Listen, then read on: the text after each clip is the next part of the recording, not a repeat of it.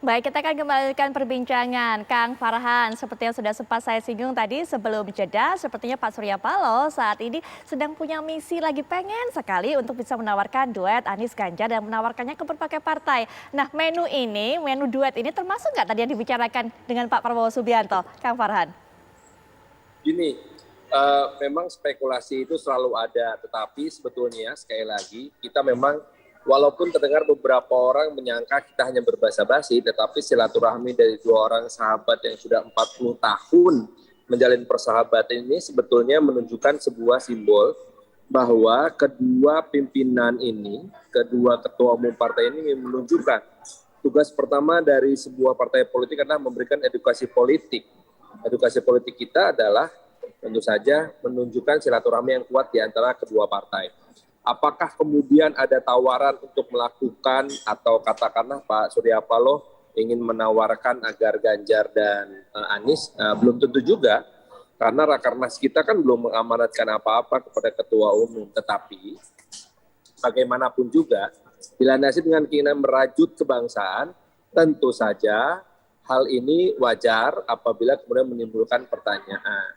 Apakah pemikiran kedua tokoh bangsa ini, yang dasarnya ingin memikirkan bangsa ya, bisa mengarah kepada penentuan calon presiden yang akan didukung oleh kedua partai. Wajar-wajar saja, apalagi kalau menurut perhitungan apabila dua partai ini kemudian berkoalisi, cukup itu untuk memajukan calon presiden di 2024. Namun hal itu masih jauh.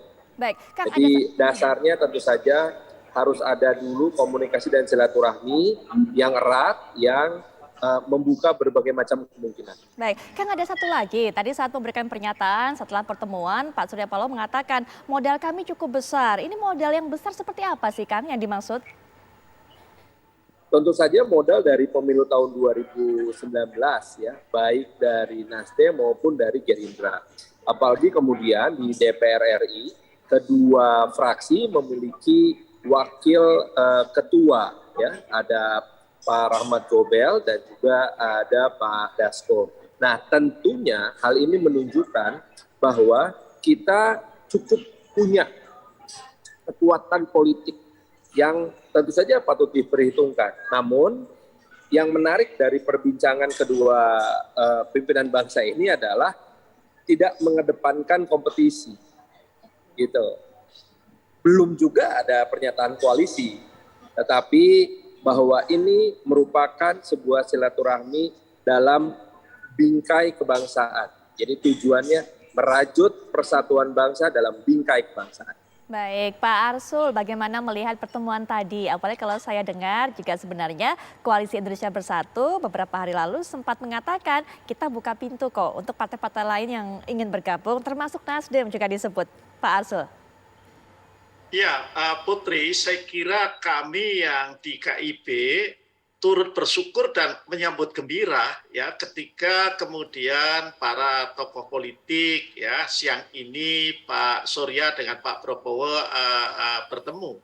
Bahkan jika katakanlah nantinya Nasdem dengan Gerindra itu berkoalisi, itu bagi kami bukan lawan kontestasi, itu partner di dalam kontestasi. Kenapa demikian, Putri? Mungkin ini tidak banyak diketahui oleh publik, bahwa kami yang saat ini ada di koalisi pemerintahan, 6 partai kemudian ditambah PAN, itu memang punya semangat yang sama, yaitu semangat agar dalam proses-proses demokrasi kita, utamanya Pilpres, maka kita tidak mengulangi atau paling tidak meminimalisir sedemikian rupa ya untuk tidak terjadi lagi yang ada di dalam Pilpres 2014 dan 2019. Nah, untuk itu kita sebetulnya, saya pakai istilah walaupun ini harus dalam tanda kutip ya, ada kesepahaman bahwa yang ber-6 plus PAN jadi 7 itu nanti tentu akan membelah diri ya di dalam koalisi. Tetapi membelah diri itu untuk tidak kemudian berkontestasi habis-habisan ya.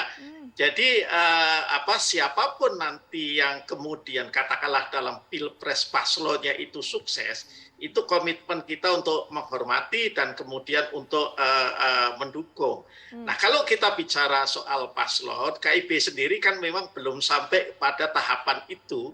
Kita masih bicara soal platform koalisi, soal visi dan misi yang nanti akan kita sampaikan kepada sosok-sosok yang berminat untuk diusung oleh KIB sebagai pasangan calon ya. Jadi ini supaya pragmatismenya juga bisa terminimalisir. Partai politik tidak hanya sekedar menjadi kendaraan bagi paslon untuk maju di dalam Pilpres, tetapi partai politik sebagai pengusung yang diberi mandat konstitusi untuk mengusung partai politik atau gabungan partai politik itu juga menyiapkan platform, visi dan misi untuk menjadi nantinya tentu kemudian bagian dari platform, visi dan misi dari pasangan calon yang diusung ya. Nah, meskipun koalisinya berbeda, tidak tertutup kemungkinan kemudian sosok yang kita putuskan ya untuk menjadi pasangan calon itu bisa jadi sama. Jadi itu bukan sesuatu yang secara kemungkinan itu tertutup ya.